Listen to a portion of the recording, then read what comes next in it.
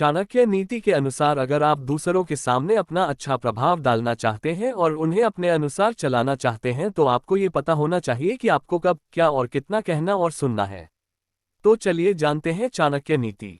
दूसरा अध्याय, मनसा चिंतित कार्यम, अर्थात मन से सोचे हुए कार्य को वाणी द्वारा प्रकट नहीं करना चाहिए, परंतु मननपूर्वक भली प्रकार सोचते हुए उसकी रक्षा करनी चाहिए और स्वयं चुप रहते हुए उस सोची हुई बात को कार्य रूप में बदलना चाहिए। अनृत साहसम माया मूर्खत्वम तिलुब्धता अशौचत्वम निर्दयत्वम स्त्रीणा दोषा स्वभावजा। झूठ बोलना, बिना सोचे समझे किसी कार्य को प्रारंभ कर देना, दुस्साहस करना, छल कपट करना, मूर्खतापूर्ण कार्य करना, लोभ करना, अपवित्र रहना और निर्दयता ये स्त्रियों के स्वाभाविक दोष हैं। 1. स्त्रियों में प्रायः ये दोष पाए जाते हैं, वे सामान्य बात पर भी झूठ बोल सकती हैं, अपनी शक्ति का विचार न करके अधिक साहस दिखाती हैं, छल कपट पूर्ण कार्य करती हैं, मूर्खता, अधिक लोभ, अपवित्रता तथा निर्दयी होना, ये ऐसी बातें हैं जो प्रायः स्त्रियों के स्वभाव में होती हैं। ये स्त्रियों के स्वाभाविक दोष हैं, अर्थात अधिकांश स्त्रियों में ये होते हैं। अब तो स्त्रियां शिक्षित होती जा रही हैं, समय बदल रहा है, लेकिन आज भी अधिकांश अशिक्षित स्त्रियां इन दोषों से युक्त हो सकती हैं। इन दोषों को स्त्री की समाज में स्थिति और उसके परिणामस्वरूप बने उनके मनोविज्ञान के संदर्भ में देखना चाहिए। भोजम भोजन शक्तिश्च रतिशक्तिर्वरांगना विभवो दान शक्तिश्च नाल्पस्य तपसः फलम। भोजन के लिए अच्छे पदार्थों का प्राप्त होना, उन्हें खाकर पचाने की शक्ति होना, सुंदर स्त्री का मिलना, उसके उपभोग के लिए कामशक्ति होना, धन के साथ साथ दान देने की इच्छा होना, ये बातें मनुष्य को किसी महान तप के कारण प्राप्त होती हैं। 2. भोजन में अच्छी वस्तुओं की कामना सभी करते हैं, परंतु उनका प्राप्त होना और उन्हें पचाने की शक्ति होना भी आवश्यक है। प्रत्येक व्यक्ति चाहता है कि उसकी पत्नी सुंदर हो, परंतु उसके उपभोग के लिए व्यक्ति में कामशक्ति भी होनी चाहिए। प्रत्येक व्यक्ति चाहता है कि उसके पास धन हो, परंतु धन प्राप्ति के बाद कितने ऐसे लोग हैं जो उसका सदुपयोग कर पाते हैं। धन का सदुपयोग दान में ही है। अच्छी जीवन संगिनी, शारीरिक शक्ति, पौरुष एवं निरोगता, धन तथा वक्त जरूरत पर किसी के काम आने की प्रवृत्ति आदि पूर्व जन्मों में किन्हीं शुभ कर्मों द्वारा ही प्राप्त होते हैं। तपसा फलम का अर्थ है कठोर श्रम और आत्मसंयम। यस्य पुत्रो वशीभूतो भार्या छंदानुगामिनी विभवे यश्च संतुष्टस्तस्य स्वर्ग इहैव है। जिसका बेटा वश में रहता है, पत्नी पति की इच्छा के अनुरूप कार्य करती है और जो व्यक्ति धन के कारण पूरी तरह संतुष्ट है, उसके लिए पृथ्वी ही स्वर्ग के समान है।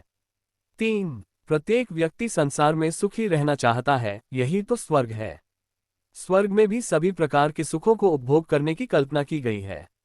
इस बारे में चाणक्य कहते हैं कि जिसका पुत्र वश में है, स्त्री जिसकी इच्छा के अनुसार कार्य करती है, जो अपने कमाए धन से संतुष्ट है, जिसे लोभ लालच और अधिक कमाने की चाह नहीं है, ऐसे मनुष्य के लिए किसी अन्य प्रकार के स्वर्ग की कल्पना करना व्यर्थ है। स्वर्ग तो वह जाना चाहेगा जो यहाँ दुखी हो। ते पुत्रा ये पितुर्भक्ता स पिता यस्तु पोषिकः तन्मित्रम यस्य विश्वासः सा भार्या यत्र निर्वृते। पुत्र उन्हें ही कहा जा सकता है जो पिता के भक्त होते हैं, पिता भी वही है जो पुत्रों का पालन पोषण करता है, इसी प्रकार मित्र भी वही है जिस पर विश्वास किया जा सकता है और भार्या अर्थात पत्नी भी वही है जिससे सुख की प्राप्ति होती है। 4. चाणक्य का मानना है कि वही गृहस्थ सुखी है जिसकी संतान उसके वश में है और उसकी आज्ञा का पालन करती है। यदि संतान पिता की आज्ञा का पालन नहीं करती तो घर में क्लेश और दुख पैदा होता है।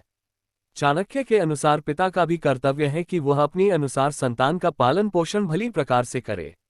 जिसने अपने कर्तव्यों से मुंह मोड़ लिया हो, उसे पुत्र से भी भक्ति की आशा नहीं करनी चाहिए। इसी प्रकार मित्र के विषय में चाणक्य का मत है कि ऐसे व्यक्ति को मित्र कैसे कहा जा सकता है जिस पर विश्वास नहीं किया जा सकता, और ऐसी पत्नी किस काम की जिससे किसी प्रकार का सुख प्राप्त न हो तथा जो सदैव ही क्लेश करके घर में अशांति फैलाती हो। परोक्षे कार्यहंतार प्रत्यक्षे प्रियवादिनम वर्जये तदृशम मित्रम विषयकुंभ्योमुखम। जो पीठ पीछे कार्य को बिगाड़े और सामने होने पर मीठी मीठी बातें बनाए, ऐसे मित्र को उस घड़े के समान त्याग देना चाहिए जिसके मुंह पर तो दूध भरा हुआ है परंतु अंदर विष हो। 5. जो मित्र सामने चिकनी चुपड़ी बातें बनाता हो और पीठ पीछे उसकी बुराई करके कार्य को बिगाड़ देता हो, ऐसे मित्र को त्याग देने में ही भलाई है। चाणक्य कहते हैं कि वह उस बर्तन के समान है जिसके ऊपर के हिस्से में दूध भरा है परंतु अंदर विष भरा हुआ हो। ऊपर से मीठे और अंदर से दुष्ट व्यक्ति को मित्र नहीं कहा जा सकता। यहाँ एक बात विशेष रूप से ध्यान देने की है कि ऐसा मित्र आपके व्यक्तिगत और सामाजिक वातावरण को भी आपके प्रतिकूल बना देता है। न विश्वसेत कुमित्रे च मित्रे चापी न विश्वसेत कदाचित कुपित मित्रम सर्वगुह्यम प्रकाशयेत। जो मित्र खोटा है उस पर विश्वास नहीं करना चाहिए, और जो मित्र है उस पर भी अति विश्वास नहीं करना चाहिए, क्योंकि ऐसा हो सकता है कि वह मित्र कभी नाराज होकर सारी गुप्त बातें प्रकट कर दे। 6. चाणक्य मानते हैं कि जो व्यक्ति अच्छा मित्र नहीं है उस पर तो विश्वास करने का प्रश्न ही नहीं उठता, परंतु उनका ये भी कहना उचित है कि अच्छे मित्र के संबंध में भी पूरी तरह विश्वास नहीं करना चाहिए, क्योंकि किसी कारणवश यदि वह नाराज हो गया तो सारे भेद खोल देगा। आज बड़े बड़े नगरों में जो अपराध बढ़ रहे हैं, जो कुकर्म हो रहे हैं, उनके पीछे परिचित व्यक्ति ही अधिक पाए जाते हैं। घर का भेदी लंका ढाए, ये कहावत गलत नहीं है। जो बहुत अच्छा मित्र बन जाता है वह घर के सदस्य जैसा हो जाता है। व्यक्ति भावुक होकर उसे अपने सारे भेद बता देता है, फिर जब कभी मन मुटाव उत्पन्न होते हैं तो वह कथित मित्र ही सबसे ज्यादा नुकसान देने वाला सिद्ध होता है। ऐसा मित्र जानता है आपके मर्मस्थल कौन से हैं। घर में काम करने वाले कर्मचारी के बारे में भी इस प्रकार की सावधानी रखना आवश्यक है। मनसा चिंतित कार्यम वाचा नैव प्रकाशयेत, मंत्रेण रक्षयेत गुकार्ये चापि नियोजयेत। मन से सोचे हुए कार्य को वाणी द्वारा प्रकट नहीं करना चाहिए, परंतु मननपूर्वक भली प्रकार सोचते हुए उसकी रक्षा करनी चाहिए और चुप रहते हुए उस सोची हुई बात को कार्य रूप में बदलना चाहिए। 7. आचार्य का कहना है कि व्यक्ति को कभी किसी को अपने मन का भेद नहीं देना चाहिए। जो भी कार्य करना है उसे अपने मन में रखें और समय आने पर पूरा करें। कुछ लोग किए जाने वाले कार्य के बारे में गाते रहते हैं। इस प्रकार उनकी बात का महत्व कम हो जाता है, और यदि किसी कारणवश वह व्यक्ति उक्त कार्य को पूरा न कर सके तो उसकी हंसी होती है। इससे व्यक्ति का विश्वास भी कम होता है। फिर कुछ समय बाद ऐसा होता है कि लोग उसकी बातों पर ध्यान नहीं देते, उसे बेसिर पैर की हाँकने वाला समझ लिया जाता है। अतः बुद्धिमान को कहने से अधिक करने के प्रति प्रयत्नशील होना चाहिए। कष्टम च खलु मूर्खत्वम कष्टम च खलु यौवनम, कष्टम तु कष्टतर चैव परगेह निवासनम। मूर्खता और जवानी निश्चित रूप से दुखदायक होती है। दूसरे के घर में निवास करना अर्थात किसी पर आश्रित होना तो अत्यंत कष्टदायक होता है। 811. मूर्ख होना कष्टदायक है क्योंकि वह स्वयं को, अपनों को और दूसरों को एक समान हानि पहुंचाता है। मूर्खता के समान यौवन भी दुखदायी इसलिए माना गया है क्योंकि उसमें व्यक्ति काम, क्रोध आदि विकारों के आवेग में उत्तेजित होकर कोई भी मूर्खतापूर्ण कार्य कर सकता है, जिसके कारण उसे उसके अपनों और दूसरे लोगों को अनेक कष्ट उठाने पड़ सकते हैं।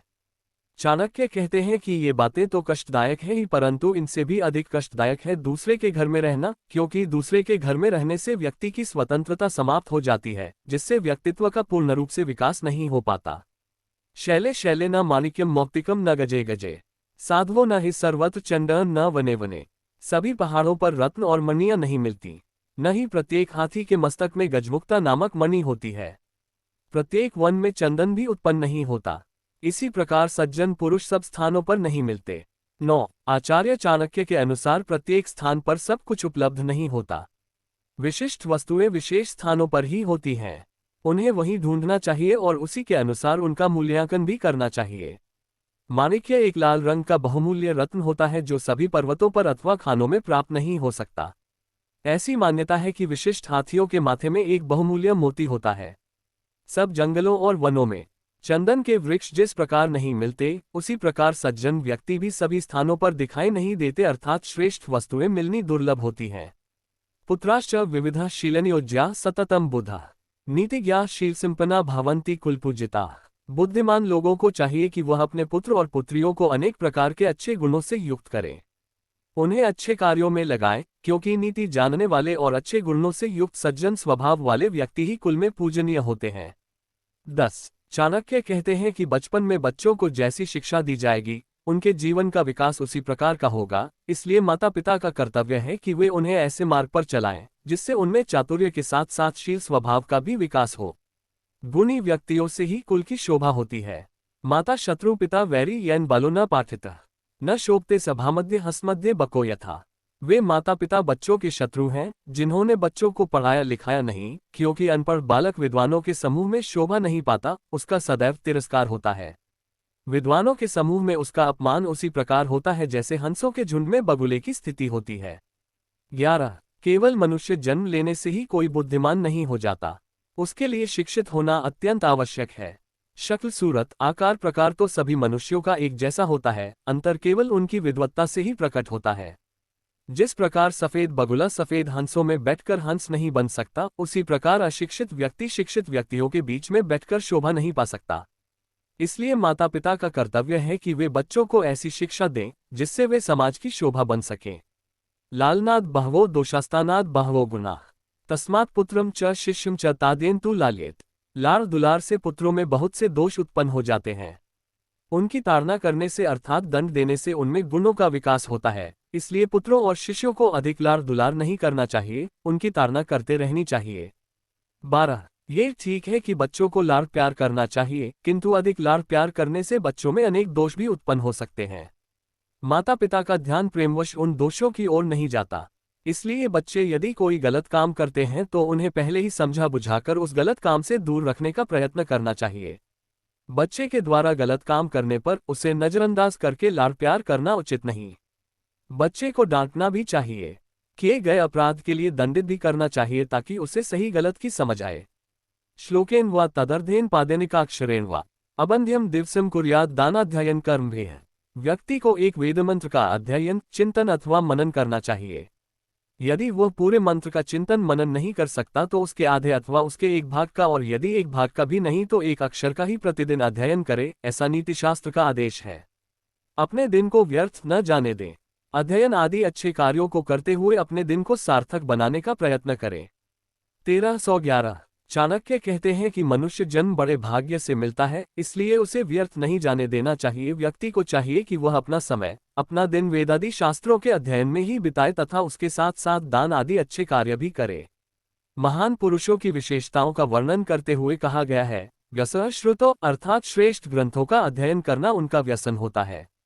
कांतावियोगः स्वजनापमानः ऋणस्य शेषः कुनृपस्य सेवा दरिद्रभावो विषमा सभा च विनाग्निनते प्रदहन्ति कायम।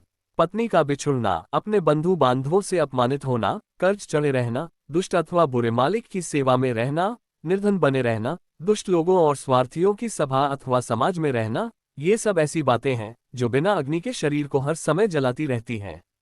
14 सज्जन लोग अपनी पत्नी के वियोग को सहन नहीं कर सकते। यदि उनके अपने भाई बंधु उनका अपमान अथवा निरादर करते हैं तो वह उसे भी नहीं भुला सकते। जो व्यक्ति कर्जे से दबा है उसे हर समय कर्ज न उतार पाने का दुख रहता है। दुष्ट राजा अथवा मालिक की सेवा में रहने वाला नौकर भी हर समय दुखी रहता है। निर्धनता तो ऐसा अभिशाप है जिसे मनुष्य सोते और उठते बैठते कभी नहीं भुला पाता। उसे अपने स्वजनों और समाज में बार बार अपमानित होना पड़ता है। अपमान का कष्ट मृत्यु के समान है। ये सब बातें ऐसी हैं जिनसे बिना आग के ही व्यक्ति अंदर ही अंदर जलता रहता है। जीते जी चिता का अनुभव करने की स्थिति है ये।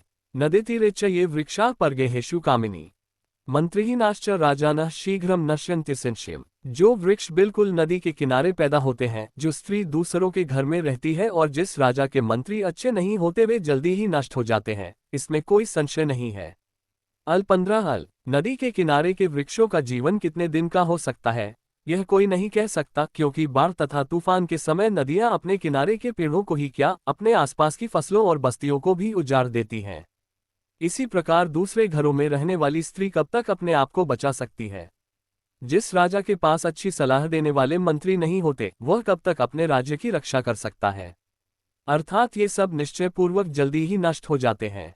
बलम विद्या च विप्राणा राज्ञा सैन्यम बलम तथा बलम वित्तम च वैश्याना शूद्राणा परिचर्यकम।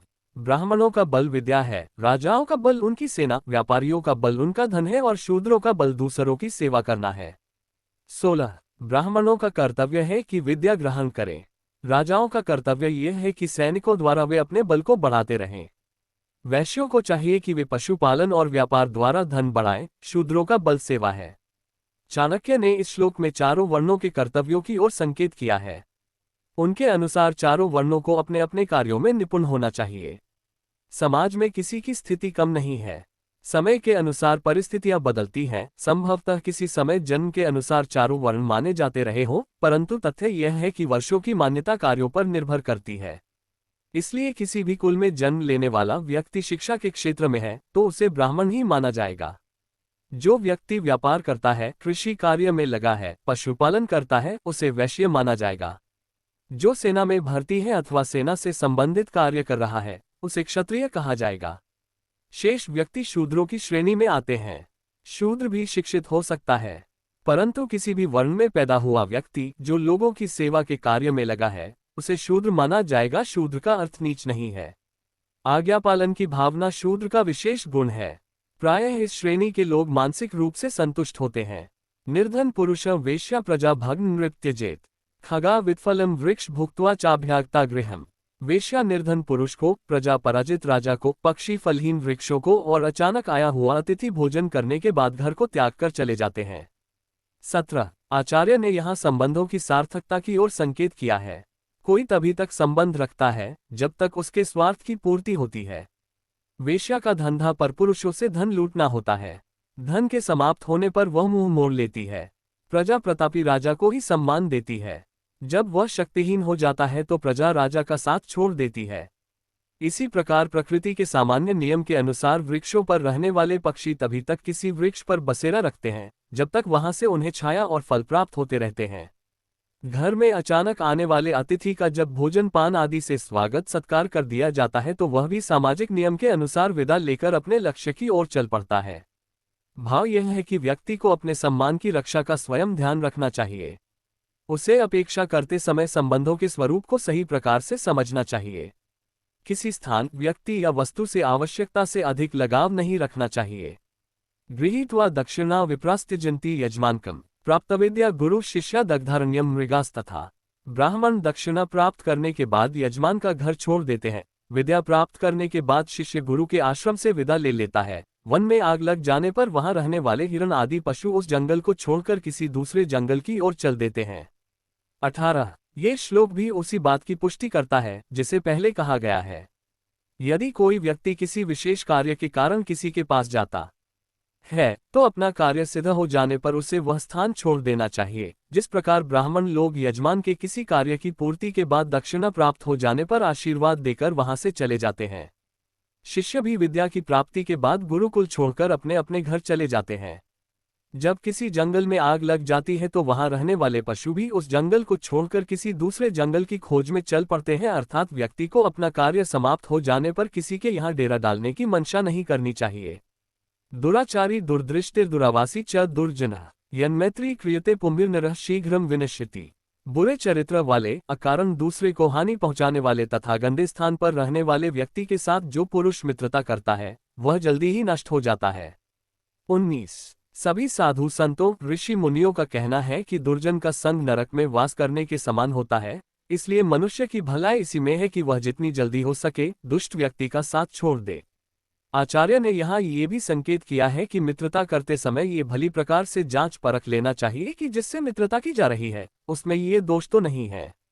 यदि ऐसा है तो उससे होने वाली हानि से बच पाना संभव नहीं, इसलिए ज्यादा अच्छा है कि उससे दूर ही रहा जाए।